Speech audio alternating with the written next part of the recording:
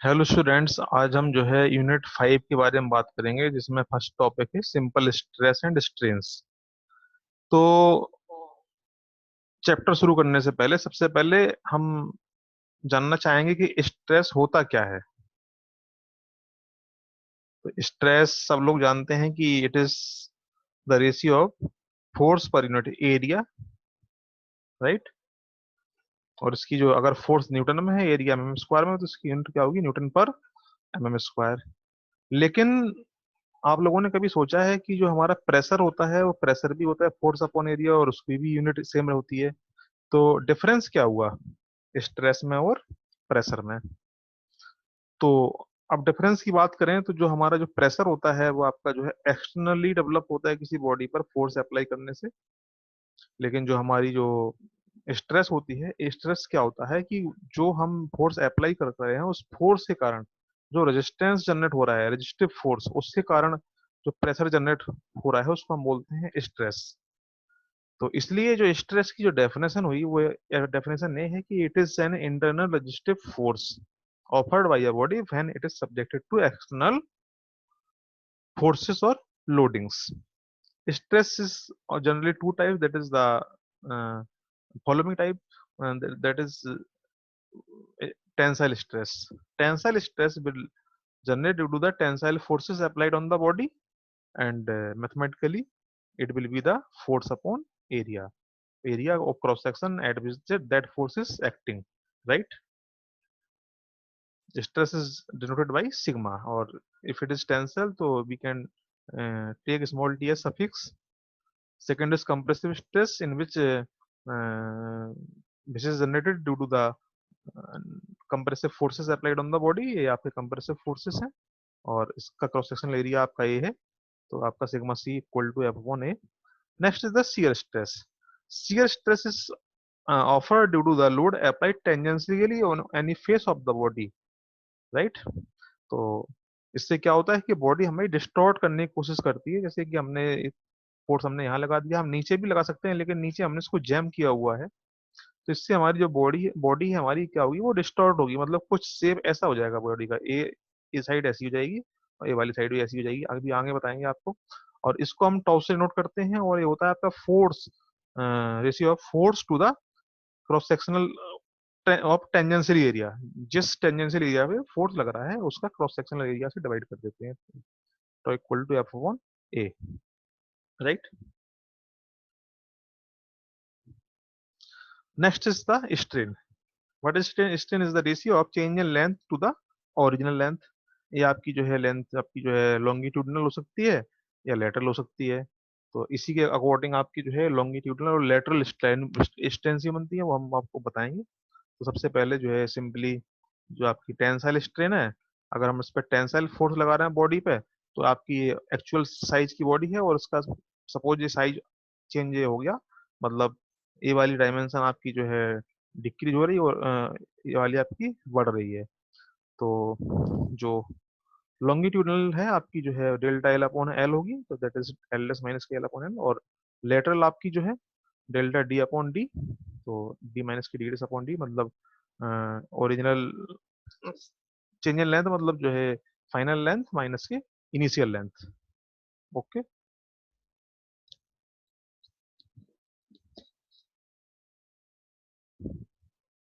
Next is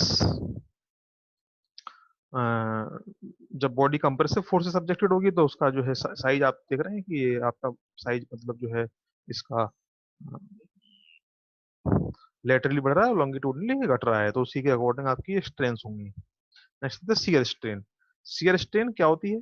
when any load is tangentially acting on a body will distort as shown in figure. The angle of distortion of the perpendicular plane to the tangent loading plane before and after loading is known as the shear strain। तो इसको समझने की कोशिश करें diagram से। जैसे हमारा जो है actual shape of the body है, हमने इस पर फोर्स लगाया तो आपकी जो है बॉडी डिस्टॉर्ट होगी, ये होगी, मतलब फाइनल से बॉडी का ये हो गया इस तरह से A B dash C dash और डी। तो according to the theory, the shear strain will be equal to the change in the uh, change in the deflection or at the tangential side to the lateral side of the body. Okay. और अगर हम इसको tan phi लिखेंगे तो आपका जो है C C dash upon C D होगा, तो मतलब जो है टेन फाई इक्वल टू ये आपका शियर स्ट्रेन ही होगा टेन फाई। लेकिन हम इसको फाई लिख देते हैं क्योंकि जो फाई होता है बहुत छोटा होता है, इसलिए टेन फाई इक्वल टू हम फाई लिख सकते हैं। अब बात करते हैं हुक्स लॉ की। तो हुक्स लॉ के अकॉर्डिंग क्या होता है कि जो स्ट्रेस होती है वो स्ट्रेन की प्रोपोर्शनल होती है। स्ट्रेन की प्रोपोर्शनल होती है up to the elastic limit. तो ये आपका यहाँ पे आपका ई है कांस्टेंट प्रोपोर्शनलिटी, इसको हम यंग मॉडुलस ऑफ इलास्टिसिटी बोलते हैं। और यंग मॉडुलस ऑफ इलास्टिसिटी को हम लिख सकते हैं कि स्ट्रेस अपॉन स्ट्रेन। तो it is the Hooke's law. अब बात करते हैं पॉइजन्स रेशियो की। तो जो पॉइजन्स रेशियो होता है वो क्या कहता है कि Poisson's ratio it is the ratio of lateral strain to the longitudinal strain. It is denoted by mu और 1/m। That is the E lateral upon E longitudinal. Okay. अब नेक्स्ट होता है आपका modulus of rigidity. Modulus of rigidity क्या होता है? It is the ratio of shear stress to the shear strain. It is the tau upon 5। इसको जी से भी कहीं और सी से भी नोट करते हैं। ओके। अब बात करते हैं वॉल्यूमेट्रिक स्ट्रेन की। तो वॉल्यूमेट्रिक स्ट्रेन होती है वो क्या होती है? It is the ratio of change in volume to the original volume of the body, known as the volumetric strain. अब जैसे कुछ आपके जो है एग्जांपल्स हैं, हम जैसे रेक्टेंगुलर बॉडी के लिए बात करें, जैसे रेक्टेंगुलर बॉडी की आपकी जो है एल बी डायरेक्शन है, और जो है इसके बाद में फोर्स अप्लाई करने के बाद में आपकी डायमेंशन की होंगी एल प्लस की डेल्टा एल, बी प्लस की डेल्टा बी और डी प्लस की डेल्टा डी। तो जो हमारा इसका इनिशियल वॉल्यूम है वो आपका हुआ एल बी डी, और फाइनल वॉल्यूम आपका जो है इसमें नई नई डायमेंशंस को हमने सॉल्व करा, और जो है इसको मल्टीप्लाई करके जो हमारे स्मॉल टर्म्स हैं उसको हमने नेग्लेक्ट कर दिया, क्योंकि जो है जैसे डेल्टा एल और डेल्टा बी आपके ऑलरेडी स्मॉल है, और स्मॉल दो टर्म को मल्टीपल करेंगे तो वो और ज्यादा स्मॉल हो जाएंगे, तो हमने हटा दिया इनको। और इसके बाद में नेक्स्ट मल्टीपल में हटा दिया, हमारा फाइनल ए बच गया हमारा। तो चेंज इन वॉल्यूम क्या होगा? Final volume minus initial volume, तो हमने इसको घटा दिया तो एलबीडी से एलबीडी कट गया, तो हमारा ये बच गया।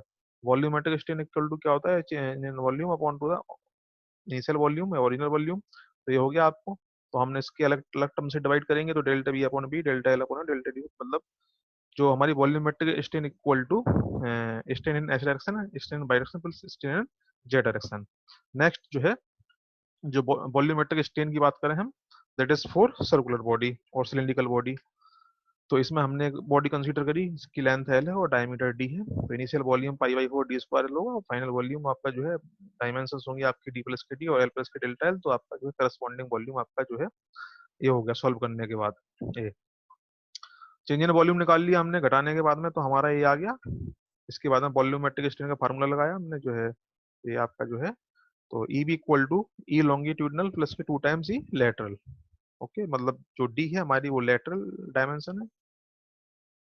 Next is the bulk modulus. तो बल्क मॉडुलस जो होता है it is the ratio volumetric stress to the volumetric strain के equal to EB upon sigma B upon EB.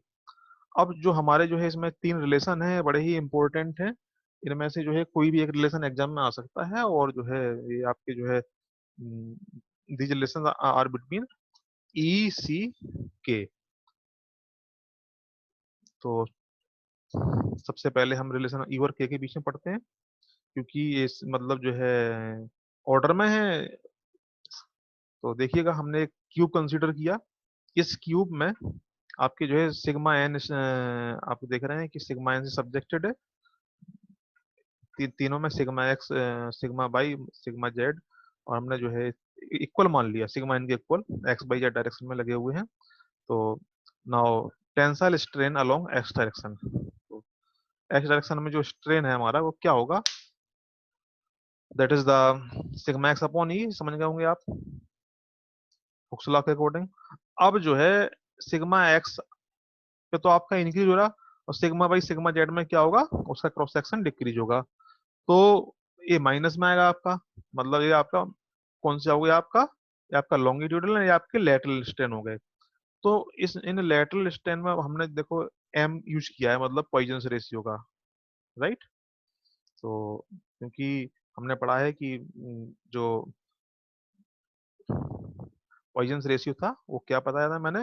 It is the ratio of lateral strain to the longitudinal strain.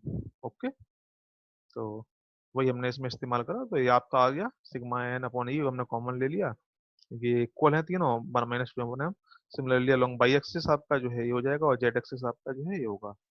तो total volumetric strain E B equal to E X plus की Y plus की Z होगा। तो E B हमारा जो volumetric strain है क्या होगा, सिग्मा एन अपॉन क्यू होगा, क्योंकि हमने बल्क मॉडुलस की डेफिनेशन पढ़ चुके हैं हम। तो आपका 3 टाइम्स हो जाएगा ये आपका। तो जो है यहाँ से आपका सिग्मा एन कैंसिल हो जाएगा, और ई इक्वल टू कितना आ जाएगा, ई इधर आ जाएगा 3 के 1 - के 2 अपॉन एम, और ई इक्वल टू 3 के 1 - के 2 म्यू, क्योंकि 1 अपॉन एम क्या होता है, म्यू होता है। तो ये आपका रिलेशन हो गया ई और के बीच में। अब रिलेशन बिटवीन हम पढ़ेंगे हम्म ई और मॉडुलस ऑफ रिजिडिटी के बीच में, ई एंड के बीच में। तो ई और के बीच में जो रिलेशन है हमारा,